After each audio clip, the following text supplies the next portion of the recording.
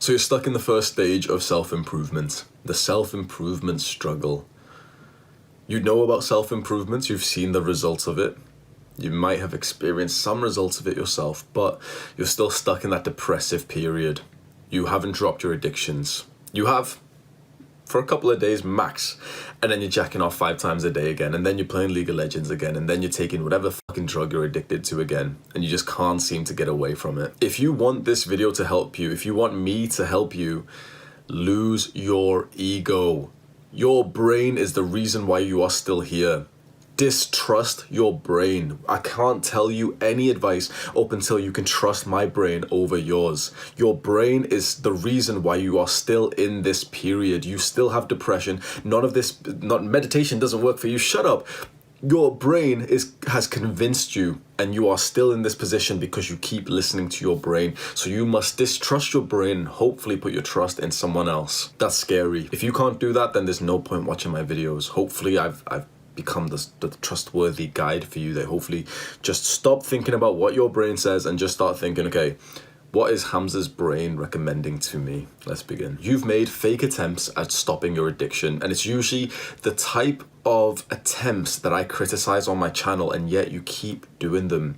You deleted the social media apps. You uninstalled League of Legends. You threw away the junk food. You threw away the drug that you have in your house. Congratulations. You're a pussy. When you're ready to stop the addiction properly, please take this advice. Do not throw them out. By deleting social media, you're a pussy. Because the reason why you're deleting social media isn't because you're done with it. It isn't because you no longer use it. It's because you think that just by holding the button and pressing the X that, I'm cured of the addiction, Hamza. Are you happy? I deleted social media yesterday, Hamza. I don't even use that shit anymore, Hamza. I uninstalled League of Legends, Hamza. You're a pussy. You want easy validation from me, maybe from yourself, maybe from someone else. You want easy validation without actually doing the work. What we want is League of Legends installed on your computer. What we want is Instagram and whatever the fucking apps you use installed on your phone. And we want to slightly, very slightly, build up that willpower in you where you go onto the apps less. At this stage, if you're stuck in stage 1, your mindset is your biggest problem. It's your brain that's the problem. But there's a part of your brain that could just choose to stop listening to itself. And I hope that you can just turn that part on and start thinking, you know what, whatever thoughts, whatever impulses I get in my brain has led me to this moment. If I keep listening to these impulses, I'm going to stay here. My brain is not good enough.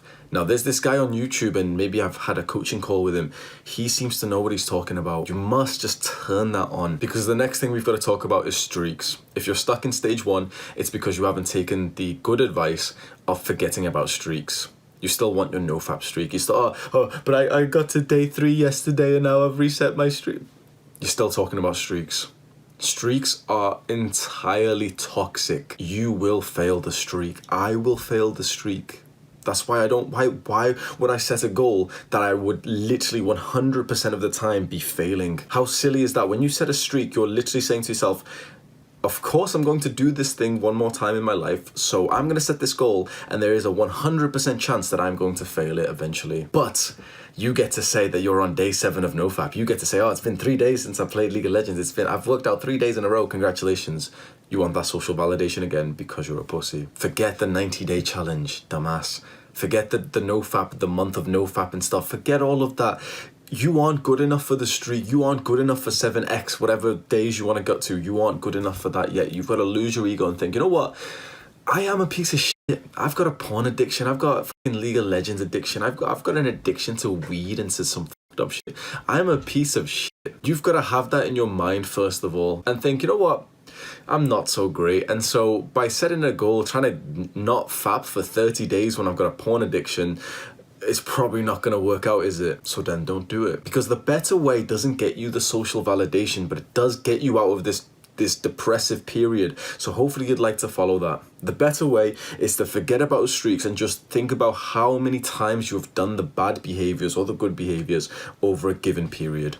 That's why we put our trust into these systems that you can't see right now, but we put our trust into these self-improvement systems like the habit tracker. That's what we do it on. We don't set a no-fap streak. We don't say, oh, for 30 days, I'm not going to check it. For 90 days, I'm going to go on a dopamine. Shut up. We don't do the X days challenge because we are not pussies. We're not doing this for social validation. And the reason why you're still stuck in this stage is because you keep doing it for social validation. You want people to hear your story of, oh, I was on 90-day streak, and that's why you keep failing, because that you can't succeed when you've set this dumb ass challenge. So in terms of your bad habits, let's say fapping, instead of setting the intention to go on to nofap and to do a nofap streak, what you're now going to do is track it.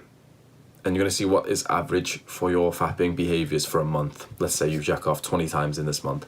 Well, then guess what? Next time, we're going to aim for 15. And the next month, we're going to aim for 12. And the next month, we're going to aim for 10. Do you see what we're doing?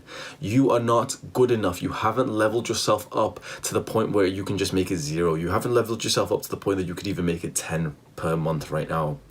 Because you can't, because of what I've just said, either offended you or because you didn't want to listen to it, you will not make any progress. You can only make progress when you lower your ego and really, really see where you're at and just think about your behaviors recently. Think about your mindset recently. You aren't that great. You are a piece of shit right now, and a piece of shit isn't supposed to suddenly be able to stop their porn addiction because you've been leveling this porn addiction up for like 5 years straight. So how are you expecting to just suddenly drop it and have the willpower of a warrior? You are not that great right now. You aren't that important. You aren't that special. You're actually a piece of shit. And this keeps hurting. If this is pissing you off right now, this is why I want you to be thinking of what your thoughts feel as I've just called you a piece of shit 5 times in this video. If you're offended at that, if it does something inside of you where you're like, wait, this guy's a prick, he's not helping it, actually this guy's the piece of shit, it's your ego. You know deep down, we all know deep down with the type of behaviors you have that you're a piece of shit. And until you can accept that you're a piece of shit and say, you know what,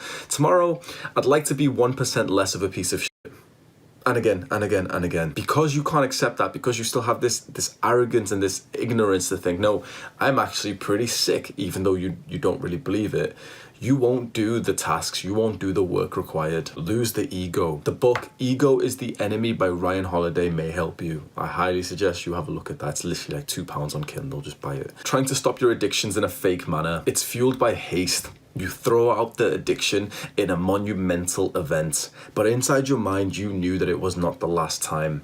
When you uninstall League of Legends, you knew that it wasn't the last time you'd ever play that game. When you delete Reddit or Instagram or Snapchat, or you unfollow your ex, you knew that was not the last time you ever do that behavior. And so you do it because you want the social validation. You do it because you want to tell someone, huh, I deleted Instagram. But if it's some kind of monumental event where you delete something, you throw away the addiction, it's not going to work. You are still addicted until you can have the thing in front of you and you choose not to do it. If all you do is throw the chocolate bar away, then you still have an addiction. You're just right now not going to indulge because it's not in front of you. Congratulations, you're cured for 3 hours up until you go and buy some more chocolate, or up until you download League of Legends again. That isn't the fix. How many times have if you've been watching my videos for a while, how many times have I said that we don't uninstall this stuff? We keep it on our computers. I still have all of the video games on my computers. But Hamza, willpower gets drained. Willpower is limited. Yes, it is. That's how we level it up. You've watched the one video by, he is a fantastic YouTuber, but you've watched that one video by the YouTuber, What I've Learned, and he said that willpower is limited, and it is. But that is how we level it up. That's like saying, oh, but wait, if I go to the gym tomorrow, my muscles will be sore. If my muscles are sore, then that means they'll get weaker. Yeah, dumbass. Because they get stronger afterwards. So when we deplete our willpower by having the chocolate bar in front of us and just fucking looking at it, eventually we might indulge. But if we spent the entire day just this willpower of inside of us, just learning what our mind is like, just staring at the chocolate bar and just thinking, like, being mindful of our cravings, eventually we're probably going to eat the chocolate, and at the end of the night our willpower is going to be depleted. Perhaps we might even do some of the bad habits, but tomorrow we're going to wake up with a recharged willpower, and it's going to be slightly bigger than it was yesterday because you've just slightly leveled it up. You've just been training the willpower skill. Too often I'm seeing guys who don't even want to induce or think about willpower at all, and they want easy little systems. They want technology to help them. They want to delete the apps because it's going to add some friction to the habit. It's going to take me a few more seconds to download it again, huh? And how many times have you deleted the app? How many times has it really helped you? I haven't used Snapchat in a while. I still have it on my phone. I haven't binge ate in a long time, and I still have all the foods that I would binge eat on. And that's why I've cured these problems, is because I've kept them in front of me so that my willpower keeps increasing every single day. You're hiding away from it because you don't want the discomfort of just acknowledging that your willpower is, like, you know, being used right now. But that's how we level it up. If you're in this stage one of the self-improvement struggle, please forget about women, forget about getting laid, just hold it in, be a fucking monk. If you're literally depressed right now, if you feel like you've got a porn addiction, if you feel like you've got a weed addiction or a binge eating or mental health problems, thinking about women's gonna make it worse. You've got bigger things on your plate. This is on the red pill. This is like something that's so heavily talked about on the Ask TRP subreddits, where all these dumbass little 19-year-olds are talking about wanting to get girls and this and this and this. And it's like they haven't even checked off the step one of self-improvement, which is work on yourself. If your mental health isn't right, if anything isn't right, your success with women is trash. Because let's say, perfect scenario, you meet the girl who's going to save you from dementia. Oh, you know, the one special girl's going to help you, yeah?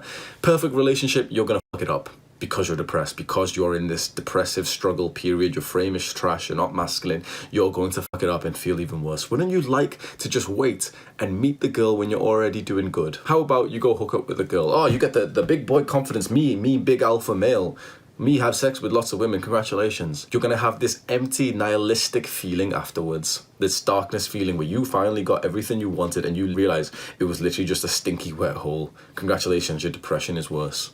Now life feels pointless because you've literally gotten the height of the masculine experience, which you actually believe that is the height for some reason, instead of thinking it's achieving your purpose. And so you feel like shit, and you're not going to enjoy it because you've got mental health problems, because you're literally going to be having sex with a girl whilst having insecure thoughts, whilst having like mindlessness. You have the confidence to go approaching, well, you're going to get blackpilled immediately because you've got such a horrible mindset right now.